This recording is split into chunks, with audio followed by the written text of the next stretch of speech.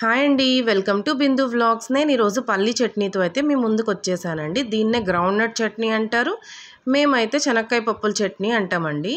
ఈ చట్నీ చేసుకోవడానికి stove on చేసి పాన్ పెట్టేసి పాన్ హీట్ అయిన తర్వాత 1 కప్ ఆఫ్ గ్రౌండ్ నట్స్ అయితే యాడ్ చేసేసి బాగా ఫ్రై చేయండి. ఎంత దాకా ఫ్రై చేయాలి అంటే మనం పప్పు తీసుకొని రబ్ చేస్తే దాని పైనుండే స్కిన్ కూడా వచ్చేసేలాగా ఫ్రై చేయండి. ఇది మొత్తం బాగా ఫ్రై అయితేనే చట్నీ టేస్టీగా ఉంటుందండి. లోపల పప్పు అంతా కూడా బాగా ఫ్రై అవ్వాలి, కొంచెం టైం తీసుకుంటుంది, బట్ చాలా టేస్టీగా ఉంటుంది. ఇలా బాగా ఫ్రై చేయండి. ఇప్పుడు నేనైతే 2 to 3 table spoons oil add చేస్తున్నాను. ఇలా ఎందుకు ఆయిల్ యాడ్ చేస్తున్నానంటే చట్నీ కలర్ అయితే ఇలా యాడ్ చేస్తే వైట్ కలర్లో ఉంటుందండి, మనం యాడ్ చేయకపోతే కొంచెం బ్రౌనిష్ కలర్లో వస్తుంది. సో ఇలా బాగా ఫ్రై చేసేసేయండి. ఈ గ్రౌండ్ నట్ చట్నీ చాలా మంచిదండి.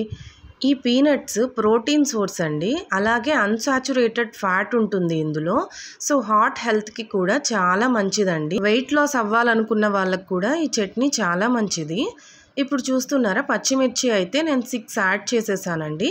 అలాగే ఆనియన్స్ కూడా హాఫ్ ఆనియన్ అయితే ఇలా స్మాల్గా కట్ చేసి యాడ్ చేశాను. అలాగే తెల్లగడ్డలు కూడా ఒక 7 పాయలు వేసేసాను. టామరిండ్ చింతపండు మీ టేస్ట్కి తగినంత అయితే వేసేసుకొని బాగా ఫ్రై చేయండి. ఎంతగా అంటే ఫ్రై చేయాలి, ఈ ఆనియన్స్ కలర్ చేంజ్ అవుతుంది అంతసేపు అయితే బాగా ఫ్రై చేసేసేయండి. కొంచెం కూల్ అయిన తర్వాత మిక్సీ జార్లో అయితే వేసేసుకొని సాల్ట్ యాడ్ చేసేసి బ్లెండ్ చేసేసేయండి.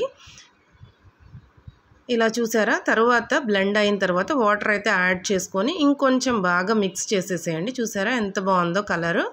ఇప్పుడైతే స్టవ్ ఆన్ చేసి పాన్ పెట్టేసి ఆయిల్ వేసి హీట్ చేసేసి ఇందులోనే ఆయిల్ వేసేసేయండి. ఈ చట్నీ నేను ఎందుకు వెయిట్ లాస్ వాళ్ళకి మంచిదని చెప్పానంటే కొంచెం తిన్నా కూడా పొట్ట ఫుల్ అయిపోయినంత ఫీలింగ్ వస్తుందండి. సో అందుకని వెయిట్ లాస్కి మంచిదన్నాను. చూసారా, ఈ ఆవాలు చిట్లిపోయిన తర్వాత కరివేపాకు అయితే యాడ్ చేసేసేయండి. కొంచెం కరివేపాకు ఎక్కువే వేసుకోండి, అప్పుడే చట్నీలో చాలా బాగుంటుందండి. ఆ స్మెల్, ఆ ఫ్రేగ్రెన్స్ కూడా చాలా బాగుంటుందండి. అంతే అండి, ఈ చట్నీ అయితే యాడ్ చేసేసేయండి ఆ పాన్లోకి. మీకు వాటర్ కావాలి అనేవాళ్ళు కొంచెం వాటర్ యాడ్ చేసేసుకోండి, లేదంటే స్టవ్ ఆపేసి పక్కకు తీసేసుకోండి. చూస్తున్నారా, నేనైతే ఇక్కడ వాటర్ యాడ్ చేశానండి. ఈ చట్నీ ఇడ్లీ, దోశ అండ్ రైస్లో కూడా చాలా మంచి కాంబినేషన్ అండి. Please like, share and subscribe to my videos. Thank you for watching. Bye bye.